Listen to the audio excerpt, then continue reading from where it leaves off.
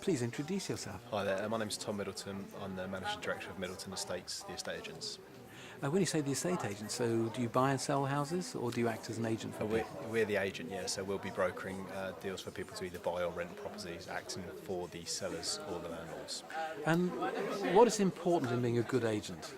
I think it's being sociable and having empathy. Moving house is a pretty stressful thing for everyone to go through, so actually to be able to communicate with people effectively and actually try and walk in their shoes to understand what emotional stage they're at within the move as well.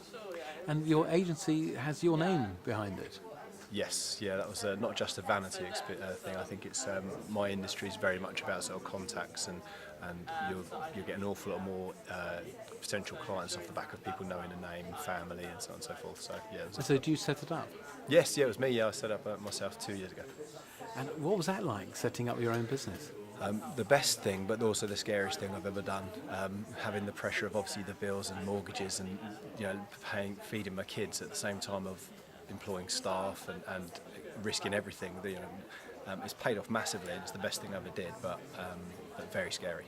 And what did you do? What did you do before you set up? I was an estate agent for other companies. I worked for the big national firms and learnt my trade with them, starting as a junior negotiator and worked my way up, and then found that I'd probably outgrown their style of how they wanted to do business and maybe didn't quite agree with how they were driving it and how they were delivering the service. So I decided to go and do it for myself and they said just grow for ourselves.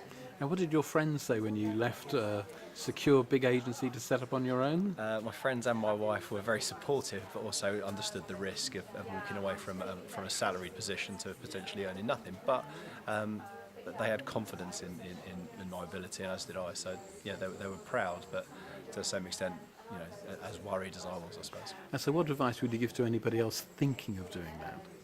Opening up on their own, doing their own business. Yeah, if they're in a big company and now they think, yeah, I could do something like this. I think to do it, 100% to do it, I think you must try these things, because all you do is look back and wish I'd done it, and before you know it, it'll be time to retire. So I think if you're considering doing it, you should do it, because otherwise you're always going to regret it. And when you're recruiting someone to work for you, what do you look for? It's interesting to ask. We've just actually employed 2 new apprentices and done a lot of interviewing, and the people I've spoken to have, once again, people who are articulate, who are engaging. My profession doesn't require any particular qualifications. It's all about being able to communicate yourself well, being sociable, and be able to adjust to different clients and be able to deal with different people. So is there a killer question which you ask to see if that's there? The killer question probably is to understand why people get out of bed every day and go to work, or why they get out of bed and go to school. What is it that motivates them? I think to understand why someone wants to get out of bed and be and exist, and what they want to do and what they want to get out of life, that's important, so we can know how to channel it, because it's a very much a job where you have to be self-motivated and have a goal and want to work for it. It's not a job, it's a career, I suppose. Brilliant. Thank you very much. I'll talk a bit faster, sorry.